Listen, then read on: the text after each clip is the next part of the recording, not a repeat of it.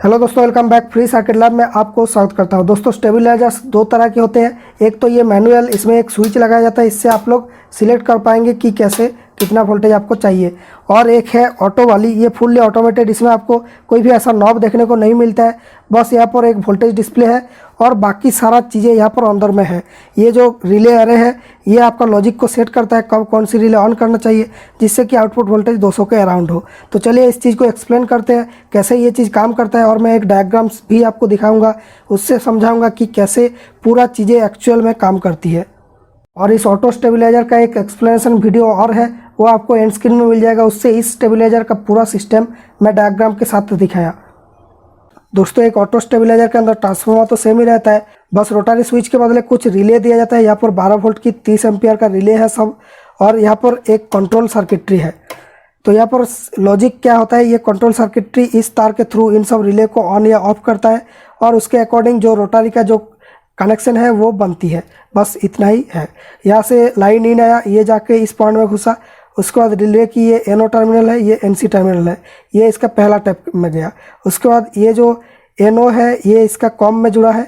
उसके बाद ये एनओ एनसी है, ये एनसी दूसरा टैप में गया, ये कॉम इसमें जुड़ा। तो बाकी सारा डायग्राम मैं आपको पूरा समझा दूंगा कैसे ये काम करती है।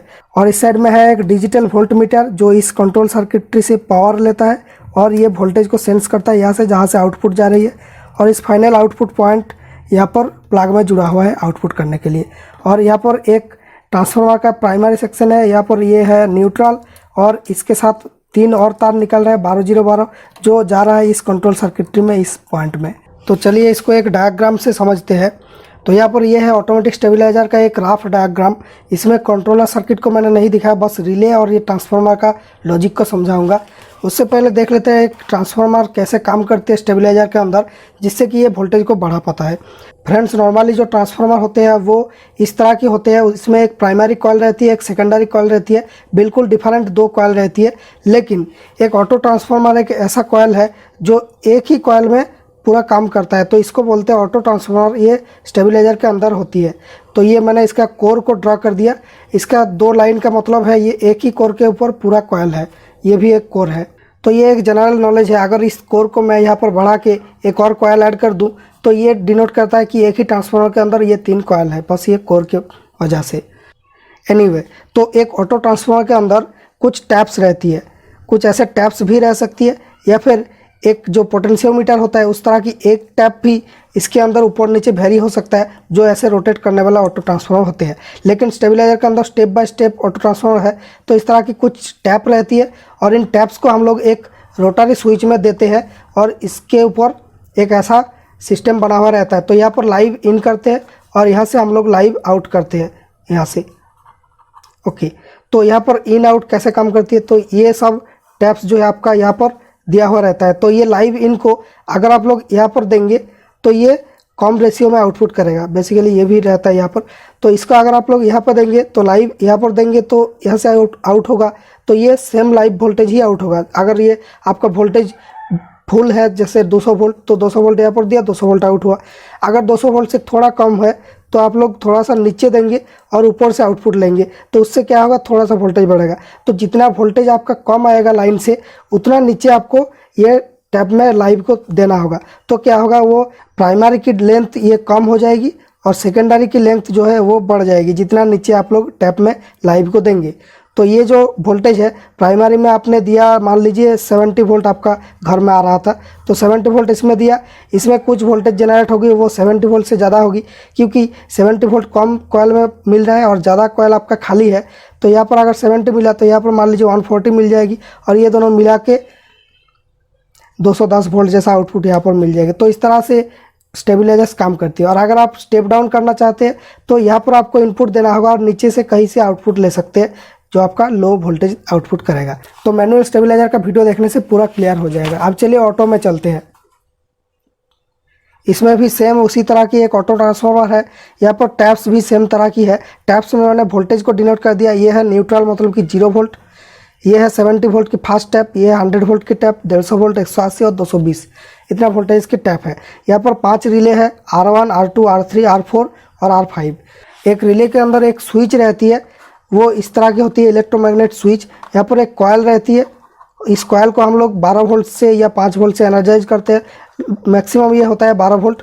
तो यहाँ पर 12 वोल्ट डीसी दे देते हैं और यहाँ पर एक स्विच रहती है, 2 कॉन्टैक्ट और एक कॉमन कॉन्टैक्ट रहती है। तो ये नॉर्मली क्लोज्ड वाली इसके साथ लगे रहते हैं और जैसे ही कॉयल को एनर्जाइज कर दिया ये इसको छोड़ के इसके साथ लग जाएगी। तो ये होता है NC NO और ये है कॉमन। इस तरह से रिले काम करती है, एक स्विच के 2 वे स्विच के जैसा। तो यहाँ पर मैंने इसका कॉयल वगैरह को नहीं ड्रॉ किया, तो ये डायग्राम बहुत ज़्यादा कॉम्प्लिकेटेड हो जाएगा, इसलिए मैंने सिंप्लिसिटी रखने के लिए जस्ट इसका ये कॉम पॉइंट है, ये है नॉर्मली क्लोज्ड पॉइंट, ये इसके साथ लगा ही रहता है, और ये है नॉर्मली ओपन पॉइंट। जब कॉयल को एनर्जाइज किया जाएगा, मतलब कि कंट्रोलर से सिग्नल आके इस रिले को ऑन करेगी, तभी ये इसमें जुड़ेगी। बस इतना आप समझ लेना। तो आपका जो लाइव इन है वो यहाँ पर फ्यूज वगैरह से आते हुए इस पॉइंट में आएगा, उसके बाद ये जाके पहला वाला रिले की कॉम पॉइंट में मिला, उसके बाद उसका जो नॉर्मली क्लोज्ड पॉइंट है जिसके साथ नॉर्मली कनेक्टेड रहती है ये, वो पहला टैप में है। उसके बाद उसका नॉर्मली ओपन पॉइंट दूसरा का कॉम में है, उसके बाद उसका नॉर्मली क्लोज्ड ये दूसरा टैप में है। तो इस तरह से इतना तक चलता रहता है। उसके बाद यहाँ पर कनेक्शन थोड़ा सा डिफरेंट है, क्योंकि यहाँ पर ये स्टेप अप और स्टेप डाउन कर सकता है, मतलब कि ये 3 स्टेप में स्टेप अप करता है और एक स्टेज में स्टेप डाउन भी कर सकता है, ये कॉन्फ़िगरेशन। और ये है आपका हाई काट की रिले। तो इसका जो कंट्रोलर सर्किट है वो इस 12012 सप्लाई से चलती है, और इससे एक साइड की 12 वोल्ट कुछ ट्रांजिस्टर से इस रिले को ड्राइव करता है, और एक साइड के 12 वोल्ट ये आपका जो IC वगैरह है कंट्रोल सेक्शन उसको ड्राइव करता है, और यहाँ से ही कंट्रोल सिग्नल लिया जाता है कि लाइव जो तार है उसका वोल्टेज कितना है। अगर आपका सप्लाई का वोल्टेज कम है तो इसमें भी 12 वोल्ट नहीं मिलेगी, इसमें कम वोल्ट जनरेट होगा, तो उसी से पता चलता है कंट्रोलर को कि लाइन में वोल्टेज कम हो गया है, तो इस वोल्टेज को वो पता करता है। तो कंट्रोलर सेक्शन में ऐसा होता है, जो वोल्टेज जितना बढ़ेगा उतना वो रिले ऑन करता जाएगा। अगर वोल्टेज फुल है तो सारे रिले ऑन रहेगी, अगर वोल्टेज थोड़ा सा कम है तो एक रिले छोड़ के बाकी 3 रिले ऑन रहेगी, और ये हाई काट की रिले तो ऑन रहना ही है, नहीं तो ये आउटपुट में आपका सप्लाई नहीं आएगा। और उसके बाद वोल्टेज और कम हो गया तो ये रिले तक ऑन रहेगी, ये दोनों रिले, बाकी दोनों ऑफ रहेगी। तो इस तरीके से काम करता है। मैंने एक पेपर बना लिया, इसको लगा के मैं एक्सप्लेन करूँगा। तो मान लीजिए पहले वोल्टेज आपका बहुत ही ज़्यादा कम था, लगभग 60-70 वोल्ट आ रही थी लाइन में, तो कोई भी रिले ऑन नहीं रहेगा, बस ये हाई काट रिले ऑन रहेगी। तो क्या होगा सिस्टम, लाइव इन से आपका लाइव आया, वो आके पहला टैब में ही घुस गया, तो इतना बन जाएगा आपका प्राइमरी, इसमें ये करंट फ्लो करेगा, और इतना बड़ा जो सेगमेंट है ये बन जाएगा सेकेंडरी, और वो इस 60-70 वोल्ट के साथ भी ऐड हो जाएगा। फिर ये आउटपुट में जो है 220 वोल्ट देगा, और वो करंट जो है यहाँ से आके इस रिले में, देखिए ये NC पिन में जुड़ा हुआ है, इससे ये कॉम पिन से आउटपुट होकर ये हाई काट रिले में जाएगी, और ये इस तरह से जाके एल आउट में आउटपुट हो जाएगी, लाइव आउट। अब मानते हैं कि लाइन में वोल्टेज थोड़ा सा ज़्यादा है, तो पहला वाला रिले ऑन हो गया। तो ये कैसे काम करेगा सिस्टम, तो पहला वाला रिले जैसे ही ऑन हो गया तो वो इसका कनेक्शन को छोड़ के यहाँ पर लगा देगा, तो ये इस तरीके से सर्किट यहाँ पर कंप्लीट हो जा रहा है। ये दूसरा वाला टैप में लाइव इन हो रहा है, तो इसका कोई फंक्शन नहीं रहेगा, बस यहाँ पर लाइव इन हुआ तो यहाँ से आपका जो हाई वोल्टेज आउट होगा तो उतना हाई नहीं होगा जितना नीचे में देने से होता है, जितना ऊपर जाएंगे उतना कम वोल्टेज हाई होगा।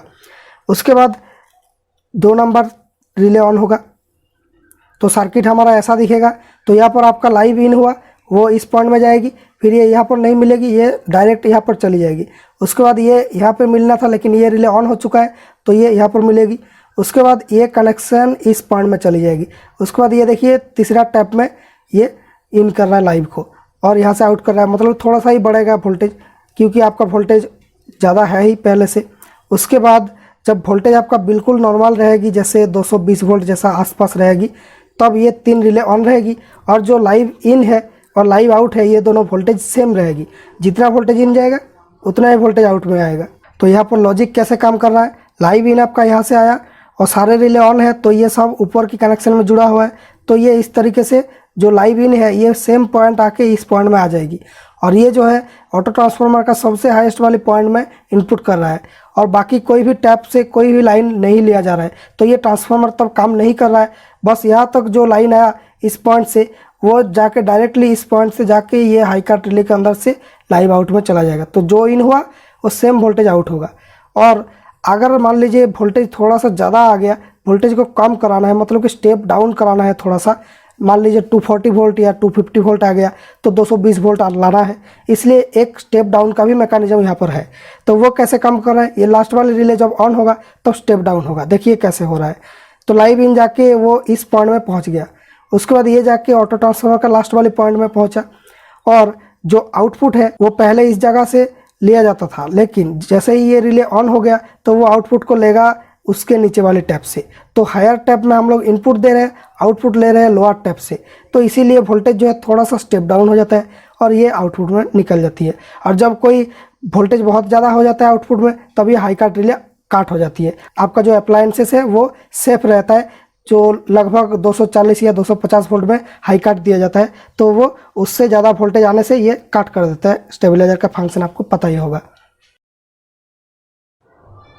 तो भाई मैंने यहाँ पर एक सेटअप बनाया, ये होगा इनपुट वोल्टेज और ये है आउटपुट वोल्टेज। हम लोग जस्ट चेक करेंगे कब कितना रिले जो है ऑन होता है। यहाँ पर 5 रिले के लिए 5 एलईडी मैंने लगा दिया। तो ये पहला 3 एलईडी है, 3 पहला रिले के लिए, और ये 4 नंबर की रिले जो है ये step up step down select करता है, और ये लास्ट वाली एलईडी ऑटो काट की इंडिकेशन है। अब चलिए इसको चालू करते हैं। तो यहाँ पर हम 88 वोल्ट दे रहे हैं और थोड़ी देर बाद में ये ऑन हुआ और 200 वोल्ट के आसपास आउटपुट कर रहा है। हम लोग वोल्टेज को चेंज करेंगे हमारे स्टेबलाइजर से, एक मैनुअल स्टेबलाइजर भी है मेरे पास, तो इससे मैं वोल्टेज को धीरे धीरे बढ़ाऊंगा। अभी हम लोग 86 वोल्ट दे रहे हैं और यहाँ पर 200 वोल्ट के आसपास ही आ रहा है, और यहाँ पर 2 एलईडी जल रहा है, मतलब कि पहला वाला रिले ऑन है और लास्ट में जो हाई कट की रिले है वो ऑन है। उसके बाद थोड़ा सा वोल्टेज को बढ़ाते हैं। अब देखिए वोल्टेज को जस्ट थोड़ा सा बढ़ाया, आउटपुट वोल्टेज लगभग 200 के अराउंड ही है, और यहाँ पर 3 एलईडी जल रहा है। पहला है उस वाली बूस्ट रिले का, मतलब स्टेप अप का, और लास्ट में है जो हाई कट है, और यहाँ पर एक जो स्टेप डाउन का रिले है ये ऑन हो चुका है। तो यहाँ पर बेसिकली क्या हो रहा था, उसमें लाइन को देने से 200-250 वोल्ट शायद आ जा रहा था, इसलिए ये स्टेप डाउन भी ऑन कर दिया। स्टेप अप एक बार कर रहा है, स्टेप डाउन भी एक बार कर रहा है, फिर जाके आउटपुट आ रहा है। तो इसका कंट्रोल सर्किट काफ़ी क्लेवर है। और थोड़ा सा वोल्टेज को बढ़ाते जाते हैं। तो देखिए यहाँ पर 2 रिले ऑन हो चुका है, स्टेप डाउन हट गया तो ये स्टेप अप ही कर रहा है ओनली, तो ये 210 वोल्ट के आसपास आ रहा है। और बढ़ाते हैं तो देखिए अभी 2 रिले ऑन है और स्टेप डाउन का रिले ऑन है। तो ये वोल्टेज बढ़ाने के बाद शायद ये वोल्टेज बहुत ज़्यादा जा रहा था, इसलिए एक बार स्टेप में स्टेप डाउन कर दिया। तो ये कंट्रोल सर्किट का खेल है। उसके बाद देखिए आप स्टेप डाउन को बंद करके 3 बार स्टेप अप किया है, मतलब कि 3 स्टेप अप रिले ऑन है। अब भी 200 के आसपास ही वोल्टेज है। अब वोल्टेज को और थोड़ा सा बढ़ाते हैं।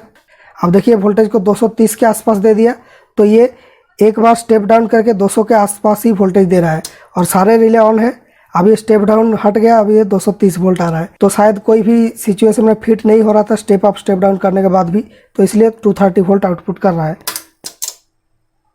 अब देखिए ये ऑटो कट बंद हो गया सब। तो ये कंट्रोल सर्किट हमेशा सोचता रहता है क्या किया जाए ताकि वोल्टेज 200 के अराउंड हो, तो इस तरीके से ये चीज़ें काम करती है। और इसका हाई कट रिले थोड़ा सा बाद में ऑन होता है। देखिए लास्ट वाला एलईडी, ये देखिए अब ऑन हुआ, ये वोल्टेज छोड़ा, मतलब कि ये करंट आने के बाद थोड़ा सा वेट करता है, करंट स्टेबल होने के बाद ही ये आउटपुट करता है। क्योंकि थोड़ा सा वेट ना करेगा तो इसमें जो कैपेसिटर वगैरह है इस सर्किट में, वो सब चार्ज होने में टाइम लगता है, तो ये गलत आउटपुट नहीं करेगा। ये पूरा स्टेबल होने के बाद ही आउटपुट करता है। काफ़ी क्लेवर सर्किट है। तो फ्रेंड्स ये है इसका कंट्रोलर सर्किट। ये 12012 टैप से कनेक्शन आया।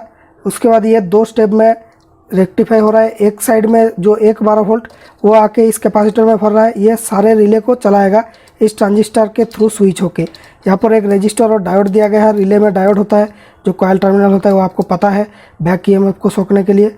उसके बाद यहाँ पर जो दूसरा साइड का 12 वोल्ट लाइन, ये इस डायोड के थ्रू रेक्टिफाई हो रहा है, और ये जाके यहाँ पर जाके इस 7805 आईसी में 5 वोल्ट बना रहा है, और इस आईसी को चला रहा है, कंट्रोलर आईसी को। और इस आईसी से कुछ आउटपुट आ रहा है, 5 आउटपुट, वो 5 रजिस्टर से इन 5 ट्रांजिस्टर को ड्राइव कर रहा है। ये 2N6292 ट्रांजिस्टर है एक एक। उसके बाद यहाँ पर कुछ और सर्किटरी है, इन सबको एक्सप्लेन करना अभी पॉसिबल नहीं है। 2 ट्रिमर पॉट है यहाँ पर, प्रोबेबली ये हाई कट के लिए, और ये प्रोबेबली आपका जो स्विचिंग का जो लेवल है उसको एडजस्ट करने के लिए जस्ट। और यहाँ पर जो आईसी लगाया गया है इसके बारे में ज़्यादा कुछ इन्फॉर्मेशन नहीं मिला मेरे को। इसका जो नाम है MI11FD1676CY। तो तो भाई अगर आपको पता है ये IC क्या है तो मुझे कमेंट सेक्शन में बताना। तो भाई आपको बहुत बहुत धन्यवाद मुझे इतना टाइम देने के लिए, और इस वीडियो से आपको इतना इन्फॉर्मेशन मिला कि ऑटो स्टेबलाइजर का पूरा चीज़ें आपके मन में अभी क्लियर है। तो इंडिया में बहुत ही कम चैनल ऐसे हैं जो इतना डीप लेवल पे ज्ञान प्रोवाइड करता है। तो अगर आपको नॉलेज पसंद है तो हमारे चैनल को फॉलो कर सकते हैं, सब्सक्राइब करके बेल आइकन दबा देना। ज़िंदगी भर ऐसे ही इंटरेस्टिंग और नॉलेजेबल कंटेंट मिलता रहेगा। और इस चैनल में ज्वाइन होकर मेंबर बन के मेरा हेल्प कर सकते हैं, उसके रिटर्न में आपको मेरा कॉन्टैक्ट नंबर मिलेगा और मेरा सोशल मीडिया लिंक डिस्क्रिप्शन में है। अगर मेरा पर्सनल लाइफ वगैरह से आपको इंटरेस्ट है तो वहाँ पर फॉलो कर सकते हैं। और हाँ, मैनुअल स्टेबलाइजर का वीडियो देख लेना, उससे आपको और क्लियर हो जाएगी स्टेबलाइजर का पूरा concept. Thank you for watching. मिलेंगे next video with fresh and new idea.